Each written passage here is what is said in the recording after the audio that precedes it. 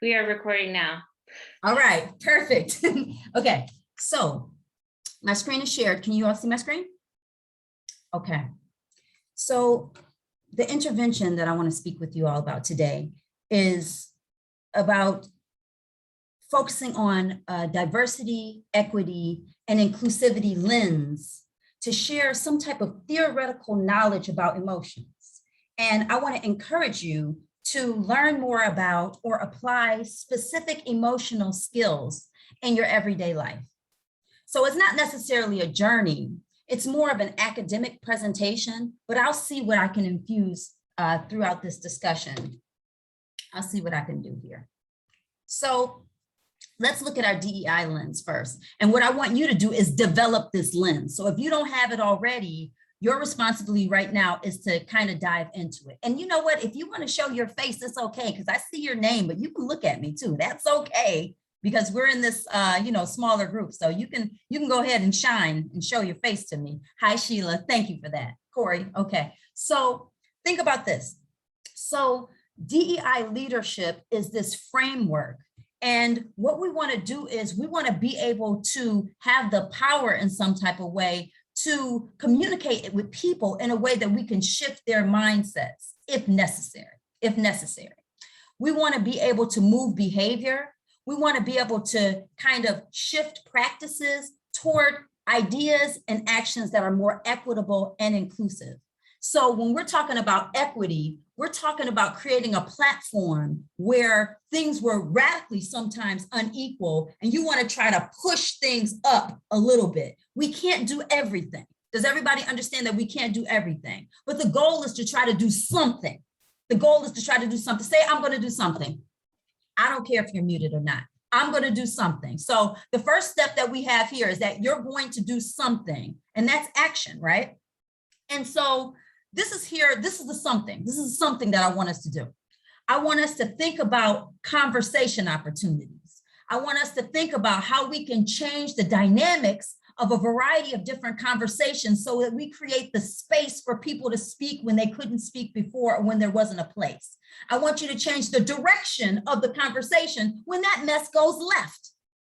Because sometimes we can see and feel the conversation going left, and we have to be able to say, okay, I think we need to adjust or shift this conversation, and you need to be able to try to have the strength to do that in some type of way. And we can do that in so many different ways. Like, we don't have to do it in a rude way. We can just change the topic, even if we have to just change the subject. If you see the situation harming somebody else or creating a lack of opportunity for another person.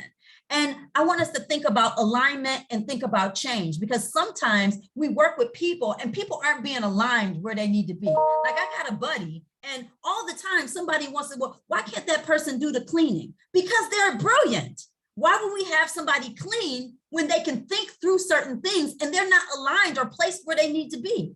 So sometimes we see that people have potential, but people keep downplaying or typecasting them in a way that they aren't positioned in ways that are aligned with their capacity to act and the capacity to do. And sometimes people don't understand their alignment either. So if you have the tools and the capacity in a kind way, in a not pushy way, in a you weren't invited to say this, so you probably shouldn't say anything, but in a calm way, so that you can continue to help people feel like they're important. Remember, Hannah, you are the peer. You are amazing. You've got this. You can't, sometimes you have to adjust the alignment because people are a part of an institutional process where sometimes they can't acknowledge where they need to be aligned. And if you have that strength as a DEI leader, you can help to align people where they belong, because you can do that. And then we want to elevate equity, right? And I've said that already, but we want to acknowledge things and we want to be coaches for understanding. So when somebody doesn't understand what's going on, if you know it, if you get it, then find some type of way to share and to show. Find some type of way to create understanding when understanding is not there. Even if you have to say what I do all the time, I know I'm beating the dead horse here, but I would just like to make this point one more time, if that's okay. And I'll say it in 5 different ways, because the first 4 ways, they just didn't get it. Maybe I should put it in the chat. Maybe I should mail you a letter that says this in a different way, but don't give up. Resilience, right? Resilience. That is resilience. and then activate diversity, right? And so activating diversity means that you're going to create approaches across boundaries. So you're going to make things happen that haven't happened before. And you're going to have that person every day. I have this person who's like, that's not the way we used to do it. We don't do it like this. This is the way they did it before. Why are we doing it like that? Well, first of all, stop being that person. Don't come to my meeting with that.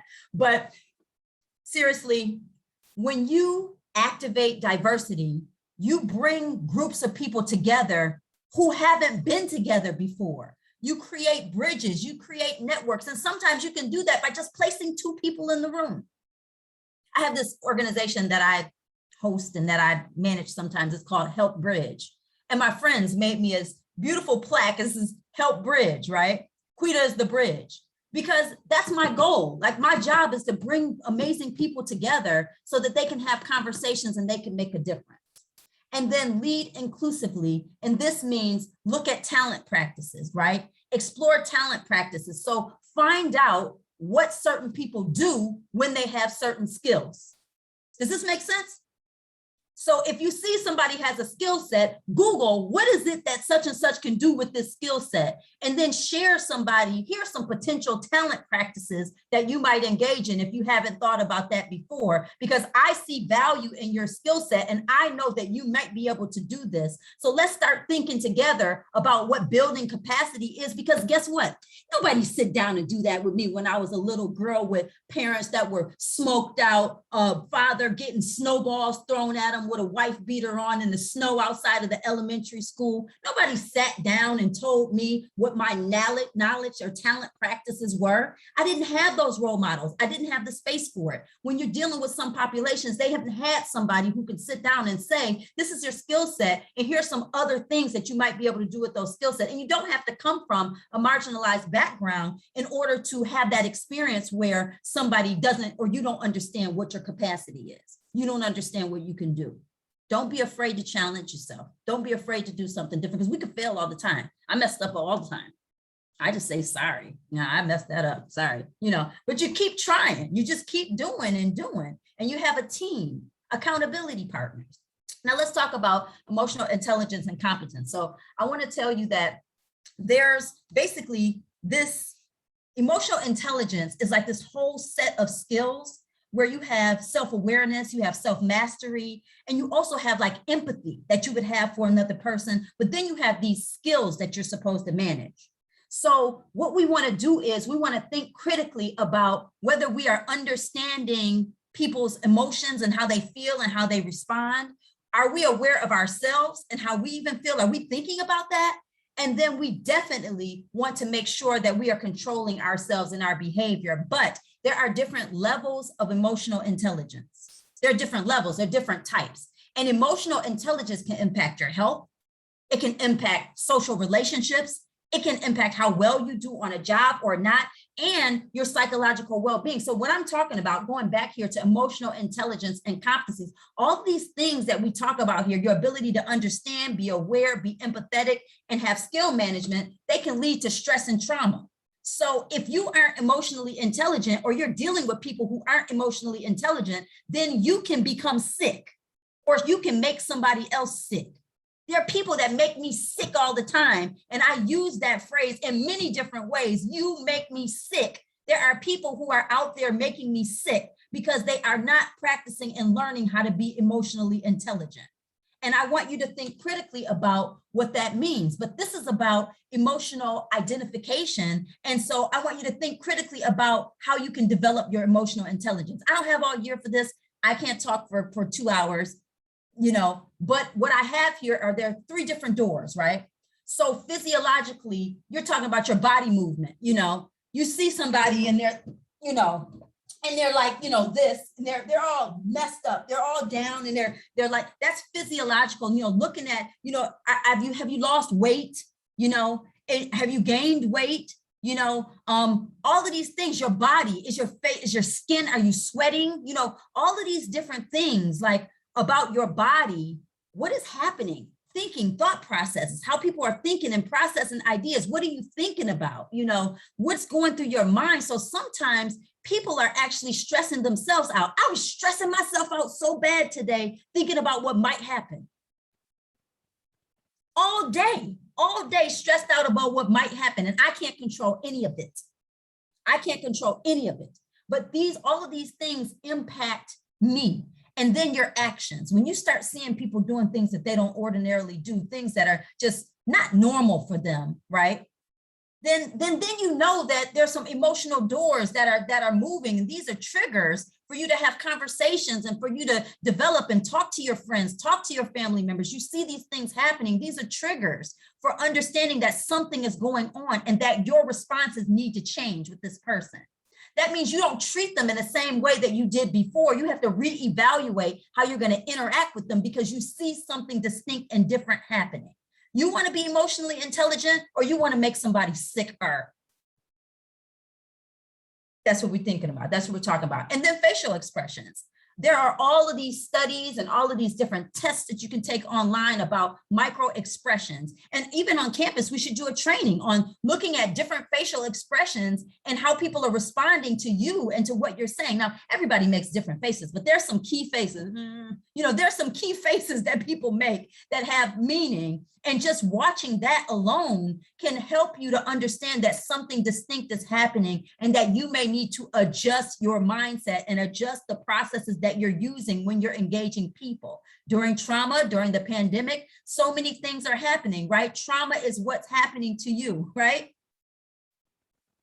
So we need to understand that in order to be more emotionally intelligent, but there's some skills that we need to build. There's some things that we need to pay closer attention to, some things that we need to be more mindful of. And if you can't do this with a stranger, for goodness sakes, do it with your mom, do it with your father, do it with your sister. Start off with the people that you're closest to and try to pay attention to these things to see how you can help them to be healthier by managing your responses and managing how you see and understand and tend to pay attention to what is happening or what they're going through.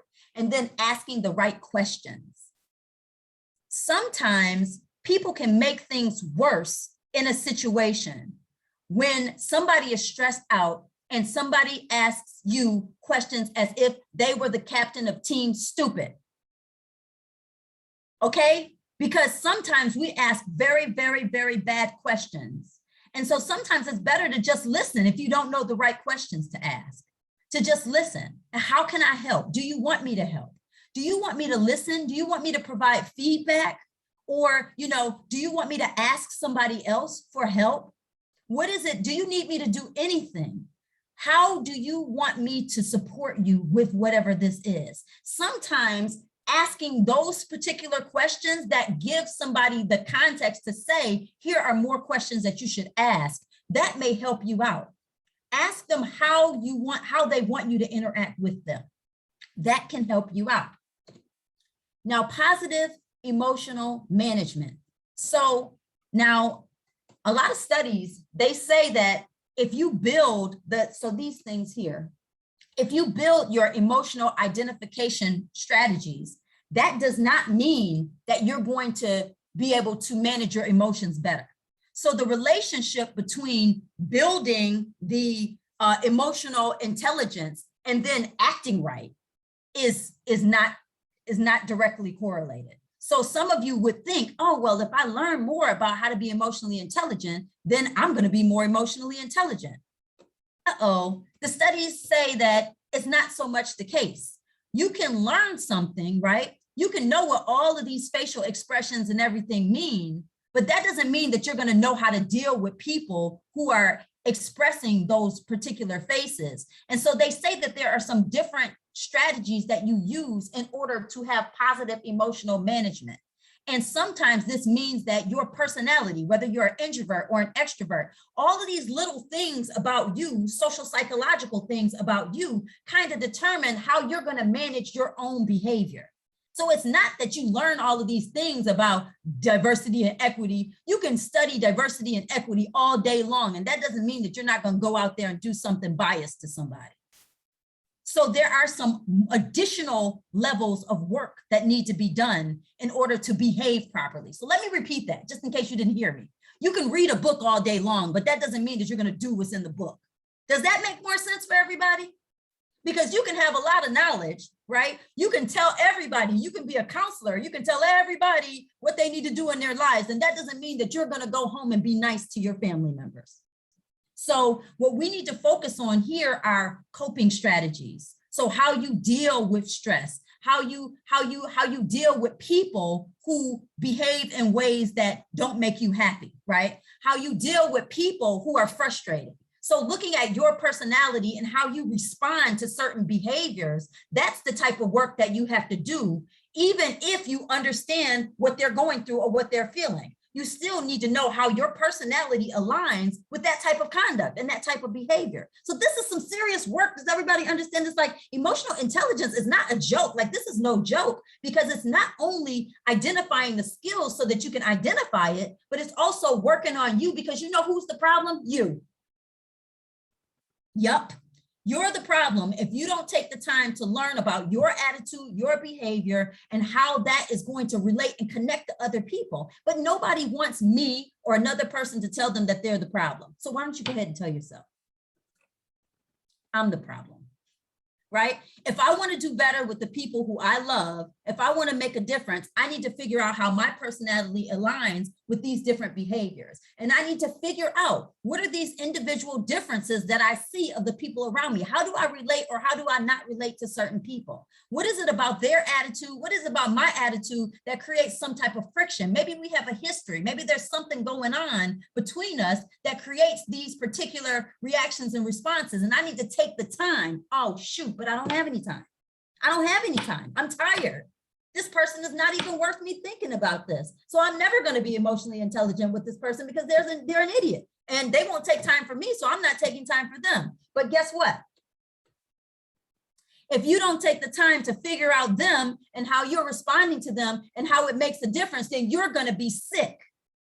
You're going to make yourself sick by not understanding how you better deal with this person that is not being emotionally intelligent, or the person that adversely impacts your situation. And so Annie Lewin always talks about boundaries, right? Whenever she does presentations, she talks about boundaries. So boundaries are super important, but boundaries block people from dealing with you. But what if you have to deal with this person on a regular basis? Then you have to think about the individual differences, and then role play and practice. Sometimes I got to sit down with a girlfriend and say, okay, we got to play this out a couple of times, because I don't know how this meeting is going to go in 5 minutes. Let's do some what ifs. This person is such a problem that I need to call my accountability partner and I need to do a what if, because this person doesn't want to feel the wrath from me that they might get today. And I mean, I'm really nice, but I do kind of got a wrath, but nobody wants to see it. And I don't want to show it. But guess what? Somebody can get it. But if they get it, then I won't be myself, the self that I want to show, right? I will be outside. I will move outside of the character that I want to represent. I know through history, people have taught me to be a badass. What did you say? Badassy. What was it, Allison? It was a, what is I said courage is not badassery, like a lot of us are taught. Badassery. Oh, badassery. Yeah, so I have been taught some badassery tools, right? I have a couple tools. But that's not the way I want to articulate my ideas. That's not the character that I want to represent. And I don't think it is. It may not be for you either. So you want to really work on these experiences. And just so that I make that connection so that you understand, there is not a great relationship between emotional identification and being able to do this, and then your emotional management. There are multiple practices that you have to do individually to become better at those things. And last but not least, accountability. So I said something. I said, say I'm the problem, right? And some of you, maybe you didn't say it. You know, I'm the problem. If you're not the problem in dealing with the relationship and the challenges that are going on between people that are making you sick, because you're not taking the time to figure out boundaries or to figure out what you need to say to them to make yourself feel comfortable, right? Then where's the accountability mechanisms being used there, you know? And so I know sometimes when I speak, I'm a little tough. Cindy might be thinking, you're scaring them, Chiquita. Am I scaring them, Cindy? I hope not. I hope I'm not scaring you. I don't want to. Yes, I do. I want you to really think about being able to be accountable and not place blame on other people find fault somewhere else, or point the finger when there's a problem for yourself, dealing with your emotional intelligence that you need to resolve. I have lots of friends that say, oh, well, this happened because, you know, my boyfriend did this, or he was a jerk, or whatever, blah, blah, blah. Well, why you ain't leave? Why didn't you say stop it? Now, of course, there are many people who are responsible for their behavior, and we all know that, right? We know we have offenders. We know we have terrible people out there who are trying to hurt us. But we also know we have an obligation to ourselves and to society to work on our emotional intelligence so that we can know what to do. We can be confident, more confident about, this is a situation that is hurting me. I feel uncomfortable in this situation. I am not happy with how this person is treating me. This is not a good situation for me. I need to evacuate the premises. I need to get out of here. And so emotional intelligence is about being able to deal with difficult people, but it's also about understanding you and understanding how different things make you feel and how you should perhaps respond to that behavior. And so we're talking about breaking cycles of pain, cycles of depression, cycles of violence by simply saying one way of doing this, and one tool out of 100, right, would be to better process and understand your competencies of understanding emotions and also thinking about how you manage your own behavior. Who can't we control? Other people, right? We can't control other people. We can't. We can try to help other people. We can try to support other people, but we can focus on our own emotional intelligence and how we make a difference and create spaces for healthier relationships. Think about being proactive. Think about things that are going to derail success. So I love to say the word stupid, and I shouldn't, but if you see something stupid happening, that's a red flag. And so if in your head you say, oh, that's not good, but then you still go left, that's a situation where you need to focus on managing your emotions and managing those processes that go along with it. If we see red flags, we need to pay close attention to them. If something makes you feel uncomfortable, right, that's emotional intelligence, then we need to think about how we're going to stop and move in a different direction, or how we're going to get help. Don't be afraid to ask for help. Don't be afraid to ask for help. I wish somebody was on this chat talking about don't be afraid to ask for help. But awareness, knowing timelines, knowing expectations, and trying to work through those things. Stop lying. Stop lying. Stop not telling the truth. That's what the lie is. Stop telling half of the story. You know, keep your word. Be honest, right? Be honest about whatever. This is all accountability strategies, and then provide legitimate explanations, right? And so at the end of the day, there's a notion for accountability and difference. And this conversation here is for people who grew up in ways that I grew up, right? In a marginalized position, in a situation where people were downplaying your ideas or devaluing your importance or your ability to act. So here, if you have goals, share those goals with people. Don't be afraid to share your goals. Don't be afraid to say, this is what I'm going to do. This is what I can do. This is what I want to do. Share those goals with people, and don't be afraid to say, I can do it. I can do this. Hold yourself accountable by sharing your goals. Don't be afraid to jump and leap and say, I can do this. If somebody doesn't like it, that's their problem. But you have to be able to say these words out loud sometimes. Saying out loud makes a difference. Talk to a model or somebody who's uninvested. So either talk to a role model or somebody who doesn't care about the situation so much, or somebody's not involved, so that you can have a platform to talk and talk and talk, and somebody doesn't stop you from talking if they're uninvested, right? Or talk to somebody that can show you what to do, somebody who can help you. Ask for help, ask for help, ask for help. And then do not focus on what you can't do, focus on what you can do. Focus on what you can do. And all of these things will help you stay more accountable. That's it. I gotta shut up. Sorry, Hannah. That's it. I got no more. That's amazing. Oh my goodness. I feel so energized. I feel so capable. Like, woo, ready to go, man. This is great. You're my girl. I am so excited. All right, hold on. Let me share this screen. Give me 1 second. All right. Okay. I'll mute myself. It's all yours, Hannah. All right, advanced sharing options. Who can share? Let's try that. What do we got going on here? There we go. All right, can you all see this? Perfect. Okay. Yes. I'm gonna go into speaker. I'm gonna get rid of this. Hello, everyone. My name is Hannah Badley. I am up here, guys. All of this conversation, all of this discussion is amazing. I am so honored and so blessed to be here. And I'm going to start my timer so I do not go over time because I can talk. All right. We're going to talk about discomfort with racial conversations. We're going to examine relationships between setting events, behavior, and white fragility. We're going to get deep. We're going to get real. And it might be a little uncomfortable. Just a heads up. All right. And that's okay. Let's get a little uncomfortable for a second. So I'm Hannah, born and raised in West Virginia, went to Shepherd, attending Shenandoah right now. My background's in behavior, so a lot of what I'm going to talk about is going to be based on a behavioral paradigm. I'm an adolescent health coordinator right now. I'm a yoga teacher. I'm a runner. I got all those labels. Right now, I'm here with you. That's my label. I am excited. I am ready to present this material. The goal of this presentation, right? So the goal of this presentation is to provide a lens through which to understand not only how discomfort around racial conversations is shaped, right, from both a behavioral and a system standpoint.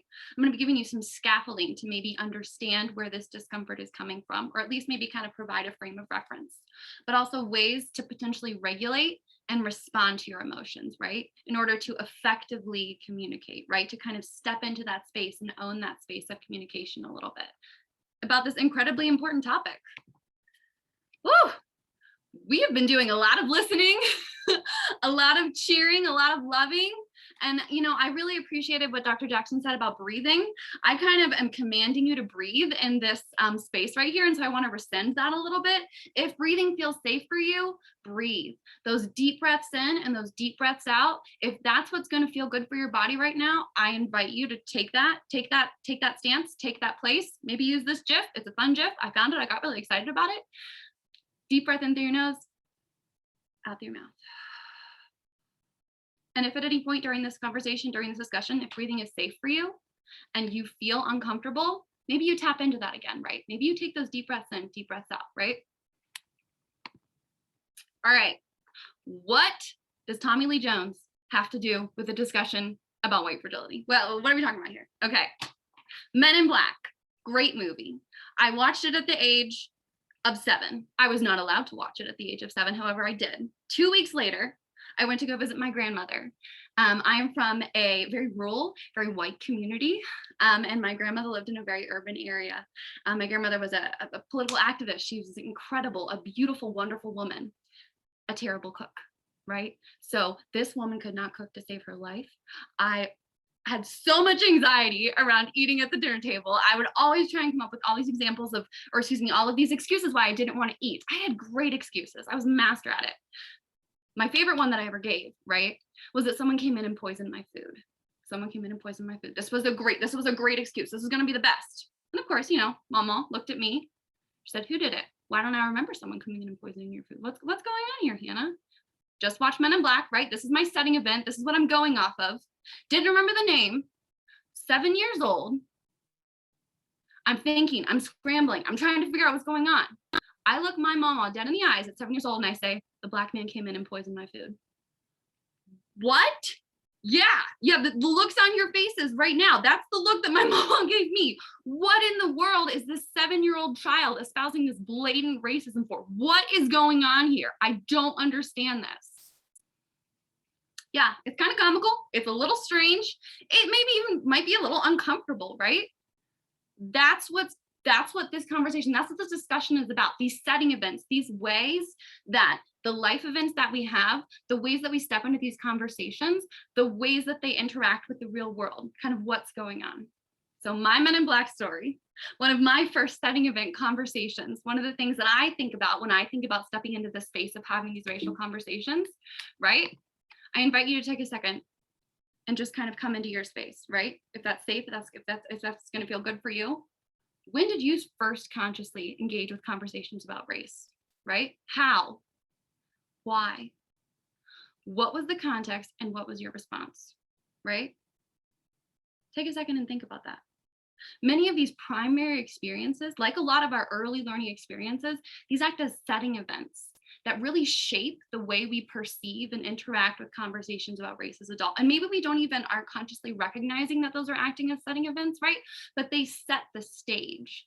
Now we're going to peel the onion back a little bit further, right? If we look at behavior, our verbal interactions, the way we communicate as an activity of an organism interacting with its environment, we can backtrace that observable behavior to setting events that in turn can be backtraced to cultural systems, right? So we're gonna go deep, right? We're gonna go back. We're gonna trace that thread of behavior of our choices and the way that we interact with people and how we choose to engage in conversations and the level of discomfort that we have. We're going to backtrace that, and we're going to look at all of the ways of interacting that were reinforced or punished in our lives based upon cultural systems, right? Based upon all of these setting events. This is a big pot of stew, right? This isn't just one chunk of meat. This isn't a potato. This is a whole big pot. What's going on here? All right, take a breath. Saying that for you as much for me. Next slide. How do the systems that we are raised in and around impact our personal perceptions of race? Right? Rarely do we choose the systems we participate in as children, right?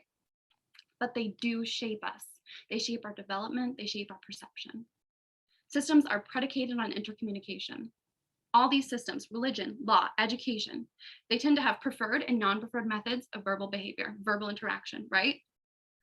You ever say something and you're like, oh, that was not a good thing to say, and you know it and you feel it. That feeling is based upon an extreme learning history that can be traced all the way back to things you might not even remember, right? And it's also based upon what Dr. Bostic was saying, right? Dr. Howard-Bostic was saying, right? Those cues, those facial cues, recognition, all of these ways of interacting, this intercommunication that we have, there's systems underlying it all, and there's setting events. There's things, interactions that we've had with people that are underlying all of this stuff that's going on, right? This standardization can impact our behaviors both within and outside the system. They confer norms. They tell us what's okay and what's not okay. They also tell us when to feel comfortable and when to not feel uncomfortable, right? And they do something else too. So polyvagal theory, posited by Dr. Alfred Porges, right? So there is this amazing part of our body, this evolutionary part of our body that developed from reptile to mammal, right? That helps us interact, that helps us be present in conversations and be present with people. It deals with emotion regulation, behavior, social connection, the systems, the ways that we interact with people, and then fear responses, right? So a sympathetic nervous system, when that is activated, what's actually happening is that, we are getting into, and I'm going to go to the next slide here so I can show you guys. We are getting into some of these behaviors. Look at this red part right here. I don't know if you guys see it. So this fight, flight, the sympathetic nervous system. What do we have here? We got panic, we got fear, we got anxiety, we got rage, we got anger, we got irritation.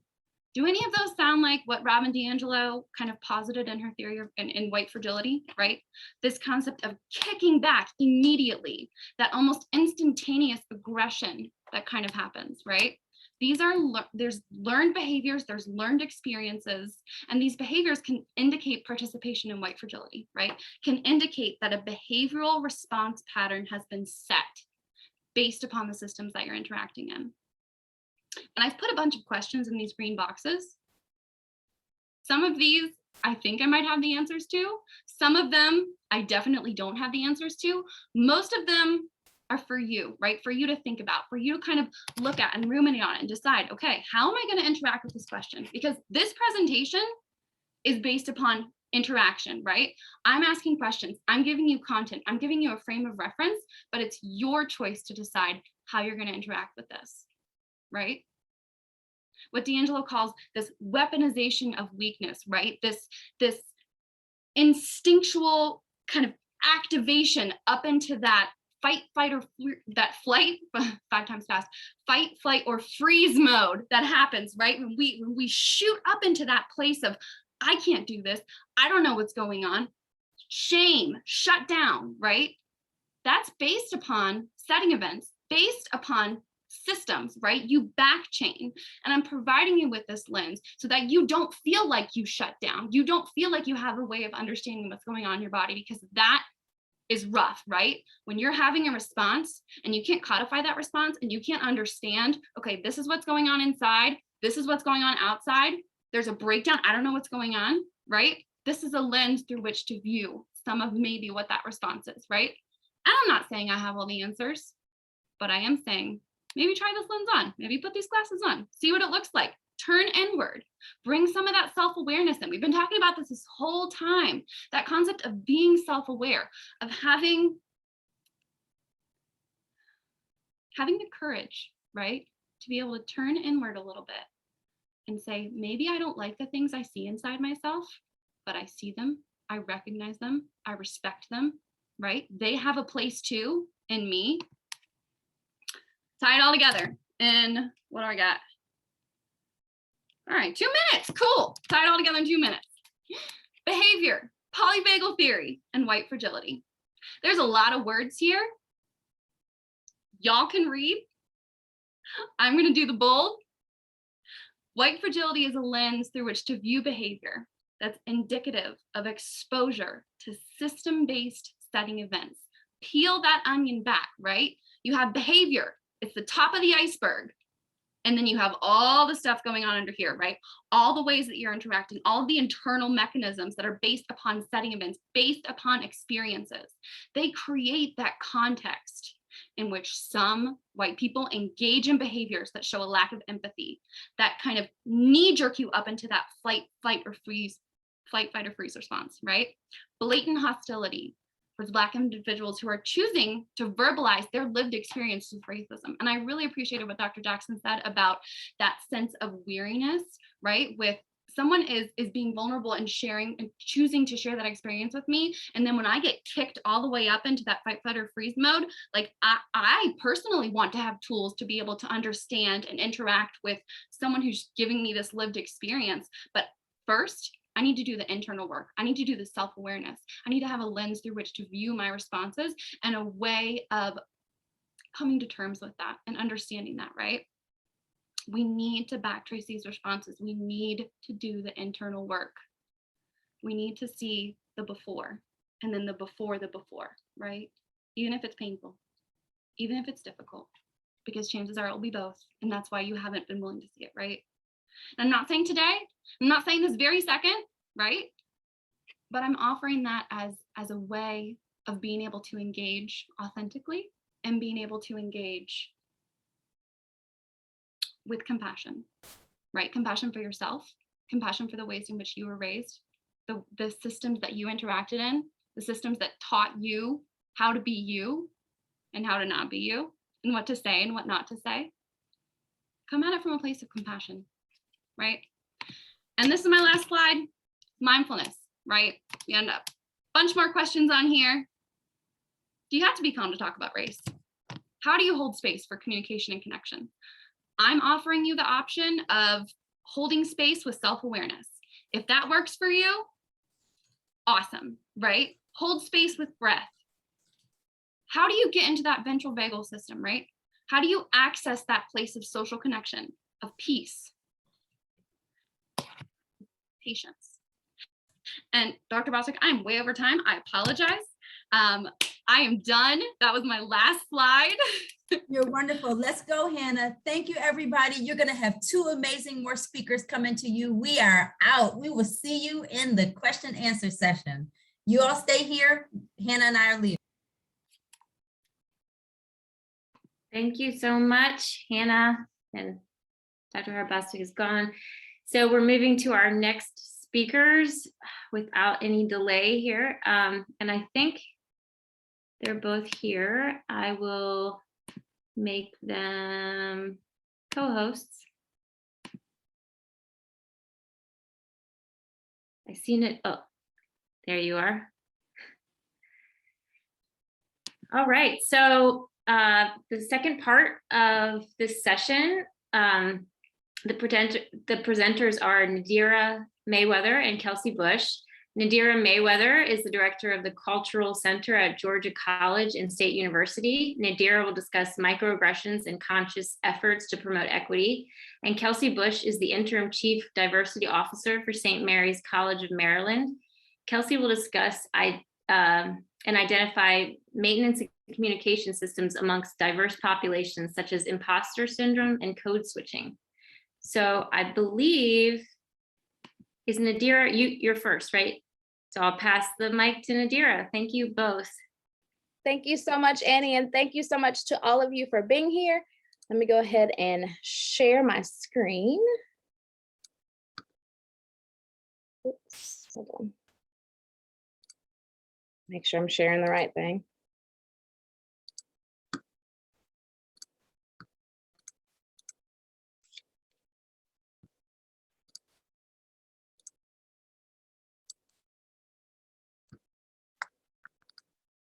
Okay, are we all set? Can you all see the correct view? Perfect. All right, thank you. So again, thank you so much for having me here. It is an honor to be a part of this series, and I want to bring you greetings from Milledgeville, Georgia, from a fellow COPLAC institution. I'm at Georgia College and State University, and I am just honored to be with you tonight. The things that have been shared already are phenomenal, and I could have told Dr. Watson and Dr. Jackson-Dyer to please, they're getting into my presentation. There were some similarities and we hadn't even talked to each other, but that just shows that people are in sync. And when you do this work, oftentimes you have that and you feel that. So thank you again to them for the amazing work that they did. And thank you to Dr. Howard-Bostic for the invitation and to your team for all that you've been doing this week. So I'm gonna get right into it because I might've prepared like 25 minutes for a 12-minute presentation, but we're gonna make it happen tonight, okay? And Kelsey, we did it the last time. So Dr. Bush, we're gonna do it. All right, so first off, again, thank you for being here. Want to talk about the objectives. That's the educator in me. So for the time that I have with you tonight, we're just going to A, identify microaggressions, and then B, talk about affirmations as a technique to help eradicate or heal from them, and then share with you some other topics that you can do to help heal others. So that's where we're going. So let's get right into it. Very similar to some of the things that you experienced earlier. I just want you to take a moment of reflection. I'm visual, so I want you to take a moment to look at this image of the light bulb and ask yourself, what do you feel? What resonates with you when you look at this light? Can you see yourself as the light? Are you a light? What's happening to your light? But think about what you feel when you look at this light bulb. Think about a moment in time where you felt like you were glowing, you were at your peak, you were the strongest that you've ever been. And now I want you to think about what comes to your mind and what feelings you experience as we go through some of these words, especially given what has happened over the last couple of years. And again, this is just revisiting some of what we had earlier tonight. Stress, responsibilities, pandemic, worry, injustice, lockdown, deadlines, sickness, political division, natural disaster, death, loss. And on top of all of that, I want you to now layer it with the microaggressions that we've experienced. Invalidation, assumption, colorblind, criminality, stereotypes, prejudice, bias, objectification, discrimination. How are you feeling now? Are you overwhelmed? Are you feeling like these things are a heavy weight? Are they dimming your light? I also want you to take a moment to just breathe. Feel yourself breathing. You are alive. You are present. Your light is still shining. And as we heard earlier, your presence tonight matters. All of this I want to present to you, though, is in fact trauma. And we've heard the definition of trauma and we know that it's trauma. And so that we can get out of the way. We don't have to question whether or not it's trauma. And now I want you to think about how you feel when all of that is wiped away. Okay? Can you imagine yourself being back in a place where you don't have these things dim in your light? I hope tonight I can at least share with you a tool that can help bring some of that brightness back. So I want you to say with me out loud where you are, I am healed. And we're going to talk about how you can get there, okay? So real quickly, history, because we gotta know where we were to talk about where we're going. For those of you that are not familiar with the context and the concept of microaggressions, this is a term that did come into being in the 1970s. We know that they didn't just start happening in the 1970s, but we actually had a term for it. In 2007, there was an article put out by D.W. Sue that really talked about microaggressions. And from there, the studies and the empirical studies that happened just sort of took off. So since that time until about 2017, the studies increased. And then in 2017, it was added to the Merriam-Webster dictionary. So microaggressions is a term, especially doing DEI work, that many of you may be familiar with. If you're not, if this is the first time, welcome. Microaggressions exist. But despite all of this, there are still people that will refute the fact that they do not exist and that this is not people's lived experience. And because of this, we have to talk about how we can have therapy or responses to our lived experiences.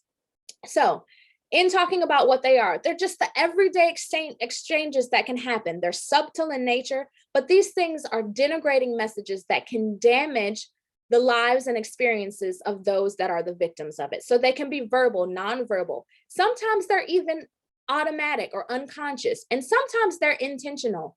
Sometimes they're unintentional, right? So the range of the causes and the nature of them varies, but most oftentimes they're subtle in nature, and that's what makes them tricky. Oftentimes it can also be environment. So it's not just the things that people say or the actions that people have. So I want to give you an example. Imagine you're a new faculty member or a new staff person going into an interview, and you're excited about that opportunity and the things that could await you. And you look around, and during your interview, all you see on the wall are these faces. They are white faces. They are male faces. They are faces that are not your own. And these are the faces of presidents that have been at this institution since the time that it began. For the historian in you, you might be thinking, okay, I'm glad that I can see the history of the people that have been here. But for others of you, the experience might be this message. This is not a place for me. I do not belong. And in that instance, that experience becomes a microaggression. Take that example even further. Imagine they take you on a tour and you don't see any students of color. You don't see anyone that has the identities on the outset that you do. And so you don't feel like you belong. And now all of a sudden, what seems like it would have been an amazing opportunity is something that you begin to question. You question, should you have even applied for this? It weighs on your psyche and your mental stability. And that is called trauma. So we've talked about trauma. You've seen the definition of trauma from the amazing speakers that we had at the opening. So the American Psychiatric Association sort of gives two very technical definitions of it, but I want you to focus your attention on the highlighted part. When symptoms are pervasive and persist over time, that's the damaging part about microaggressions. When they keep happening and it keeps happening over time, it weighs on you and it causes distress and impairment to a person's life. That's trauma, y'all. And we have to figure out how we can eradicate it. It can cause shock, denial, disbelief, guilt, shame, all of these things. But the problem, and like I mentioned, the tricky part of this is that when people seek help or therapy for microaggressions, they are often told that the fault is their own, that the problem is internal, when we know very well that there are external forces that are coming against them, right? The problem is that when you have overt discrimination or physical violence that fit the criterion for trauma, those victims are often treated for post-traumatic stress, or they're given very real treatments to help with what they're experiencing. Sometimes when you go for treatment for microaggressions, your lived experience is invalidated and you are told that it is an internal psychological disorder. This is when it becomes a problem. We've had this experience. This clinician is not recognizing my experience. The perpetrator is not recognizing my experience. So then I begin to question, did I even really truly have this experience? So let's look at the different types of microaggressions. They break it into three. There's micro assault, and this is the blatant stuff, right? This is the stuff that you know without beyond of a shadow of a doubt that was meant to injure me. There's no question about the message or what its intent was. Then you have micro insults. These are a little bit more subtle. They're a little bit more sneaky. They make you question whether or not they really happen, right? When people have surprise over your intellect or your ability, and we're going to talk about the different specific microaggressions that can be done, but they still have a hidden message, and that hidden message still hurts. And then there's micro invalidation, right? When someone, like I said, when you go to your therapist and you say, these things are happening to me, and the therapist responds and says, you're just being overly sensitive, right? This is not your real reality. So it's invalidating your experience or reality. So W.D. Sue gave a whole list of themes for microaggressions in his original work in 2007, and then adapted a little bit further, and I condensed it down just a little bit more for the sake of sharing it with you tonight. So when I share this presentation, I encourage you to look at it in great depth, but there are certain things like myth of meritocracy, right? Like, I'm just going to tell you that the most qualified person should get the job because I want you to know that everyone is important to me and I'm not going to discriminate. When we know that they're not unfair advantages that are given just because of color. I'm not expecting you to give me this job just because of my race or my differences. Or there are things like sexual objectification, when people and their body are objectified, that's a microaggression. And then there's the thing of denial, right? When you say, I'm not racist, I have friends that identify in the same way that you do. Denial does not equal non-discrimination, right? That's still a form of microaggression. So I want you to take a look at these and ask yourselves two questions. Have these things happened to me? But also, have I been the perpetrator of some of these same things? Because we've all walked in the shoes of perpetrator, but as well as victim. So it's important to understand what they are. Now, what's the dilemma of these things, right? What happens because these microaggressions happen? Well, part of the problem is that when you are the victim of microaggressions, you're placed in the position of not only having to recognize that it happened because they can be subtle in nature, but then if you get the guts to question your perpetrator or to acknowledge that it happens, oftentimes you're met with, this isn't your experience. I didn't mean it that way. It was unintentional. Well, unintentional or not, it did happen. And that was the experience. And we have to recognize it. And so this becomes a dilemma of microaggressions because they are subtle. It's not always easy to pinpoint or to have people own up to what happened. So there are these four sort of dilemmas that happen because of microaggression, right?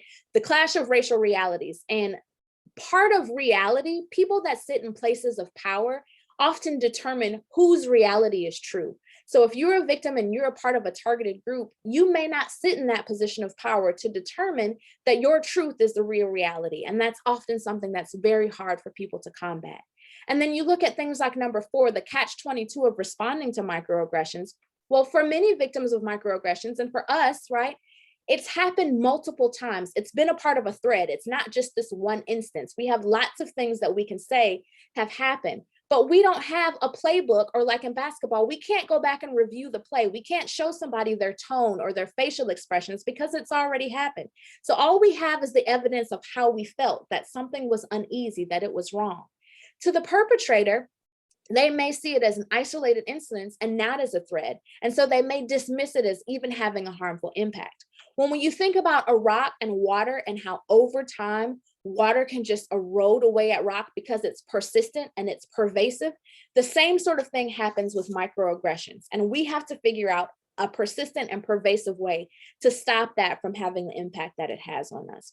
So I want to give you another pause for you to think about, where are you? Have any of these microaggressions happened to you? Have you committed any of these microaggressions? And if so, what are you going to do about it? Because if you know better, you got to do better, right? So how do we heal from the trauma that are microaggressions? As I mentioned before, with any sort of trauma, it's always encouraged that you go and you seek help. But with these, it's tricky because how can you seek help when sometimes the help also suffers from microaggressions? So there are many clinical psychologists and counselors that don't even recognize their own bias, that will often tell you that it's internal and there's not an external thing happening to you. So it is important that when we do seek out help, we try to seek out help that understands what the experience is, that they're culturally inclusive and that they understand. But the burden of proof shouldn't rest upon the victim. The victim shouldn't have to make sure that the help that they are seeking is going to understand. So I want to share with you tonight a practice that's going to help you, okay?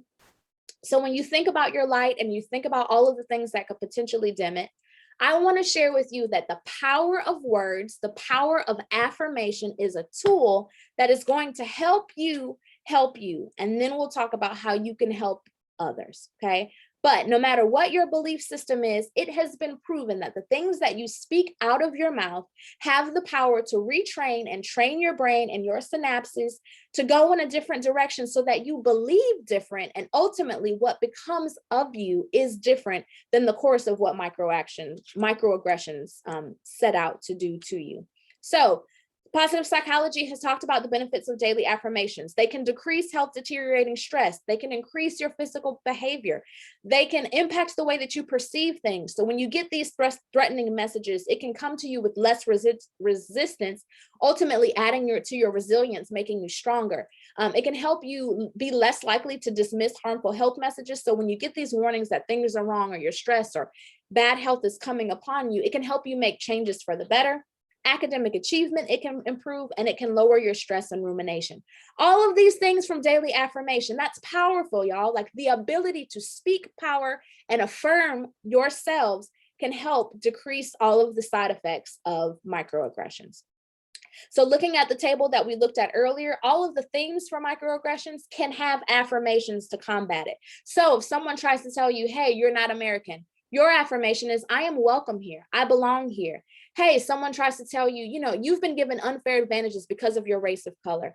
No, my value is not determined by the opinion of others. Someone tells you your type of love is abnormal. Keep that type of way of love away from me. No, my love is powerful and unconditional. Thus, I am not limited by the conditions of others in the way that I give love. Speak these things over yourselves persistently, and then they will become pervasive in your mind, and they'll change the course and the direction of how you respond and deal with microaggression. So that's the way that you can help you, okay? Briefly, I want to talk about how you can help others. These micro affirmations, and we heard about them earlier, but they're small acts of inclusion that you can do to help others heal from microaggression. Things like recognizing the achievements of others, affirming that somebody else did an amazing job is a way that you can help someone heal, right? Asking others for their opinions, taking a general interest in somebody. These sound like basics, but when they're done enough, that micro affirmation becomes a macro movement and it becomes powerful. So let's start doing that, y'all, these small acts of inclusion. Other things that you can do is transformative learning, helping others become agents of social change. And you can do that by engaging them in curiosity, engaging them in reflection, asking about their interests, incorporating them into the learning process. That's what we talk about when we talk about transformative learning. We want to make sure that we are helping others to become self-confident, have self-efficacy, have spiritual growth, compassion, creativity, and change the way they interact with others. And we do that by when we focus our leadership and learning practices on transformative learning. So I don't have time to go into all of it tonight, but I just want to drop that little nugget with you so that you can go and research it a little bit more. And there are 7 stages of that. But one of those, if you look at number 2, is self-examination, right? What is your feeling about the dilemma? That's a lot of what we talked about tonight. Are you taking the time to stop and recognize? And then number 6, what knowledge and skills do you need for implementation? I'm encouraging you to implement an action tonight. That's affirmation. And then I want to encourage you to try out those new roles. Other things that we can do are just to become culturally inclusive educators. So a series of self-reflection, asking ourselves, am I incorporating accommodation of diverse learning styles into the things that I do? Do I make my cultural inclusiveness transparent to students?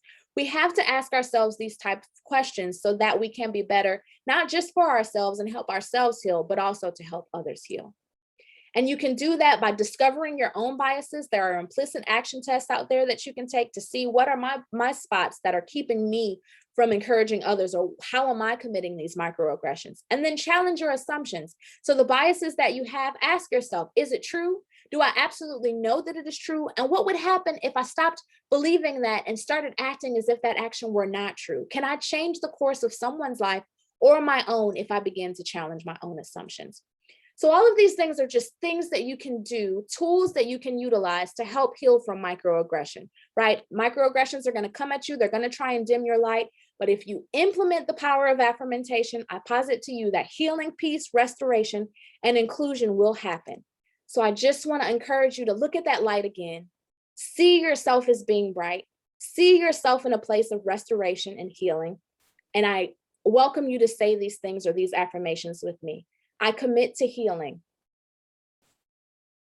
I am healed. I help others heal.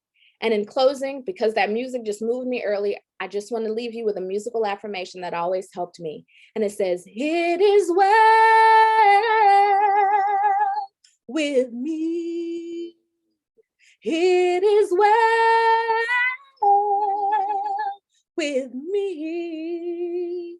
It is well with my soul. Thank you. And I'm going to pivot it off to Dr. Bush, and I hope that it is well with all of you tonight.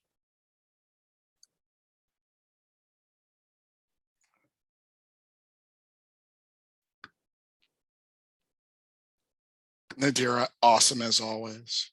This is the second time I saw it, and I'm still getting chills. I got little people bumps running all across me. I don't know how else to put it. Once again, as I said before, I don't have a superpower like that. I don't have that gift to just throw out to the world in the sense of to make you feel wonderful and healed with such a God-given gift. That light needs to shine down on continuously. So there we go. Anyhow, there will be no PowerPoints tonight from me because I know we get PowerPoint death throughout everything. I just thought, okay, I'll come in, we'll talk about these things because these are concepts that we've all heard about, we know about, but how do we really look behind them?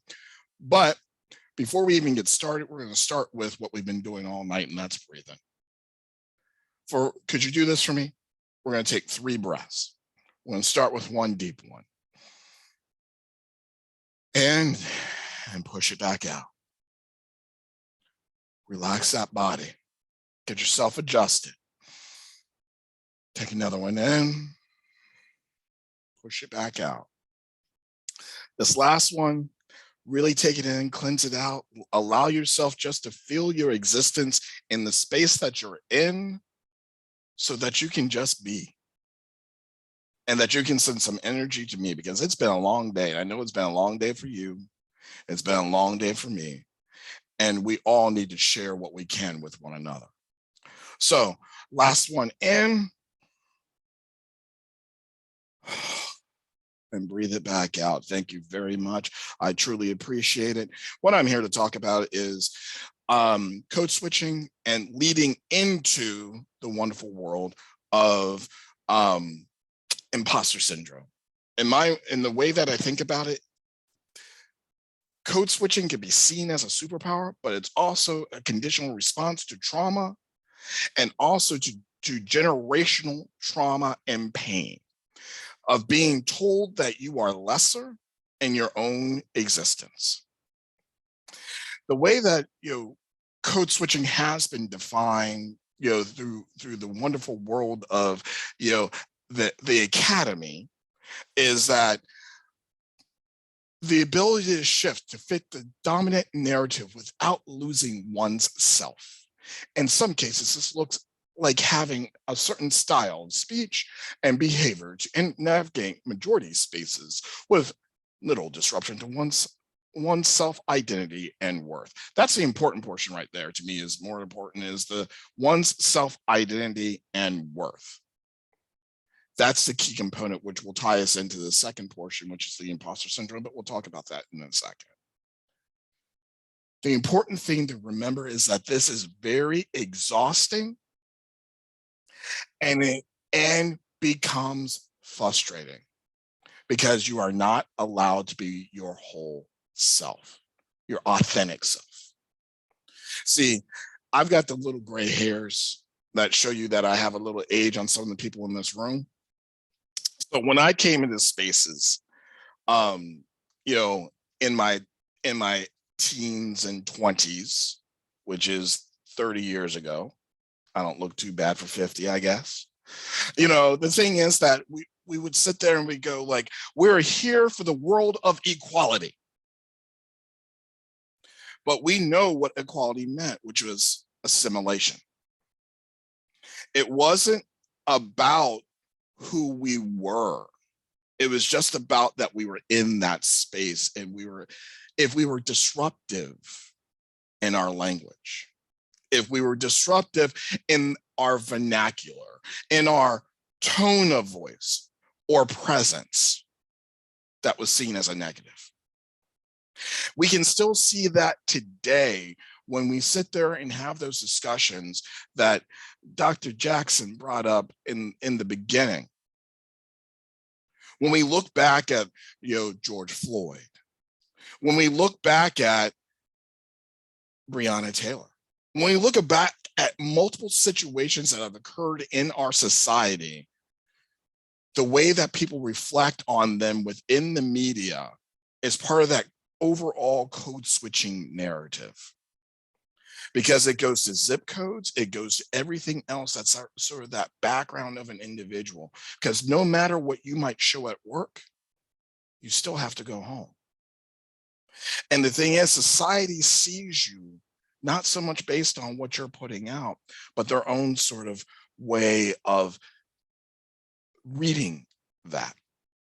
So, for example, if we take the case on how some people have still responded to George Floyd, let alone the fact that his life was taken for something that was not even a felony. The fact that people will tie into the fact that, oh, he's a drug dealer or he was a drug user. The fact is, that's the reason why we still have terms like code switching. It's because of that trauma, that worth that we place on certain individuals. If this person behaved this way, everything would be okay.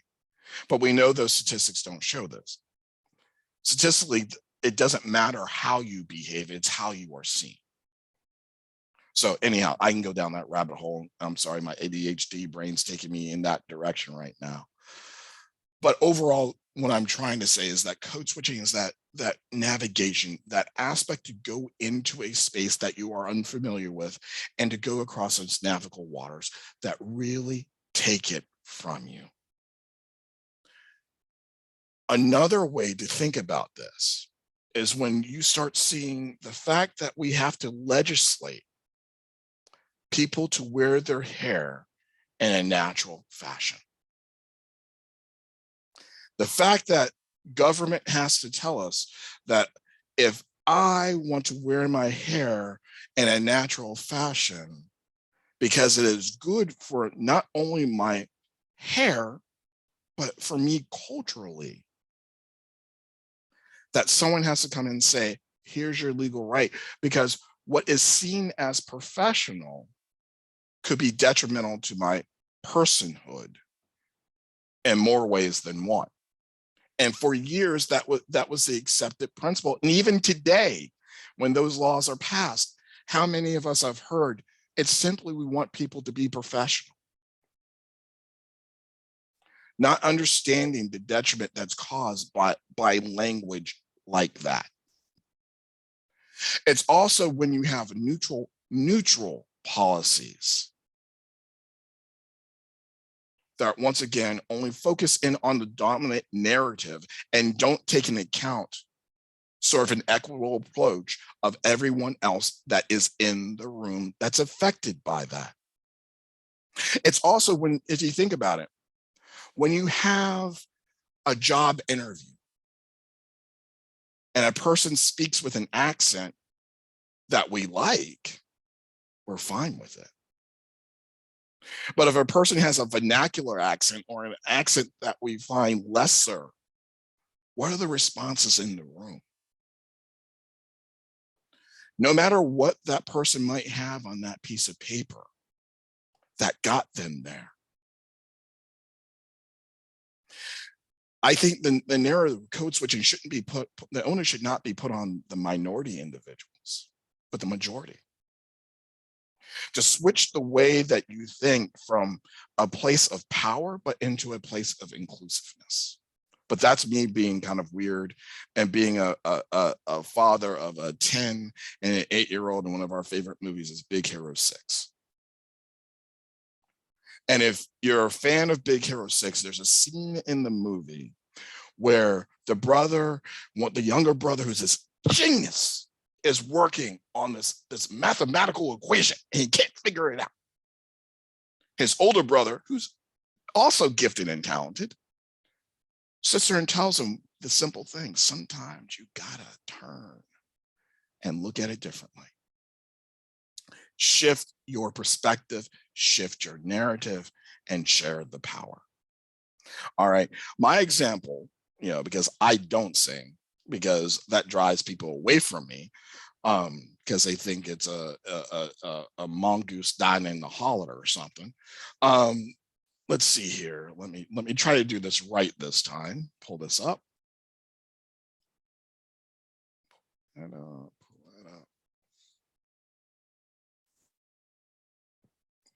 This might trigger some people. I just want to say that because it is from a traumatic event.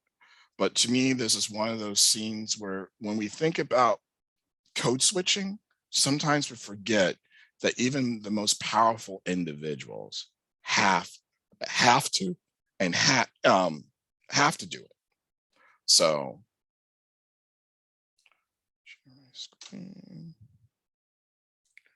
Sing grace, Still the audio, Dr. Kelsey. how sweet the sound.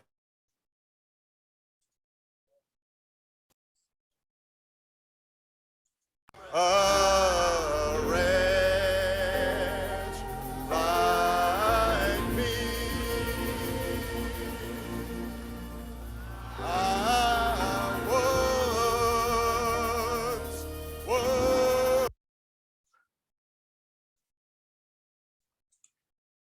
If you don't remember that, that's President Obama from the Mother Emanuel funeral service. And the reason why I use this is for the simple reason is the way that he touched and turned himself from the President of the United States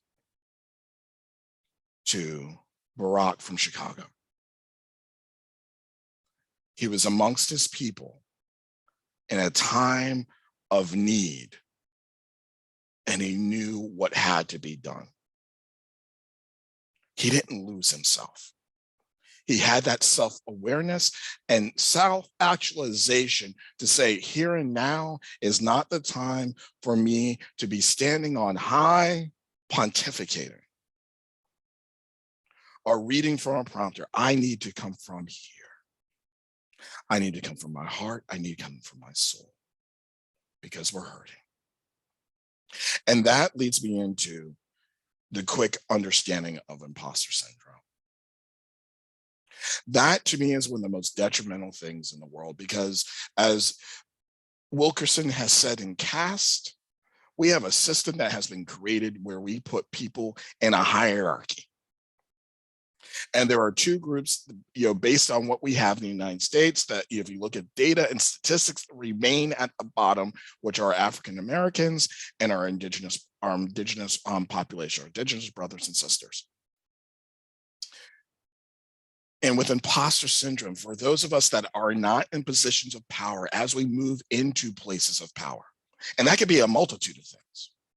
That could be a woman going into primarily a male-dominated area. That could be, a person of color going to predominantly white, situation, or whatever we want to bring out. It's that questioning that goes on in the back of our head, because we've been told by media, or we've been told by all external voices, we don't belong. That is a space that is not for me. And the reason why I'm here is not because of my abilities or the fact that I'm able to do the job that I am here to do. But the reason why I'm here is to check a box or do something else, or I'm going to be fired because I don't get the leeway. The thing that we have to remember when we're placed in those positions is we're in that position and we belong. It's that affirmation that we just heard about. My whole self is as important as anyone else. It is important for me to be there because of the fact of what I bring and who I am and how I will be the best in this space. We do not question our abilities. We question how we can change this place to make it better for everyone that is here and everyone we're willing to reach back and pull up and to bring with us. And as you heard, that is my time. I appreciate all of you and thank you for being here this evening. Namaste.